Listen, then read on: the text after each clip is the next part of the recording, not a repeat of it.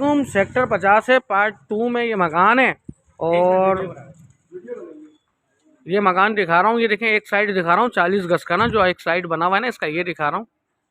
ये पूरा एक साइड है। अच्छा, फ्रंट भी बड़ा है, लेंथ भी अच्छी है इसकी। ये अंदर से दिखा रहा हूँ मैं आपको। देखें ज़मीन पे टोटल मार्बल लगा हुआ है। और ये पानी का टैंक बना हुआ है। ये किचन है। अच्छा, ये जीना ऊपर का है। ऊपर जो है कमरा बना हुआ है, क्या बना हुआ है? ऊपर बाउंड्री वाल है, ठीक है।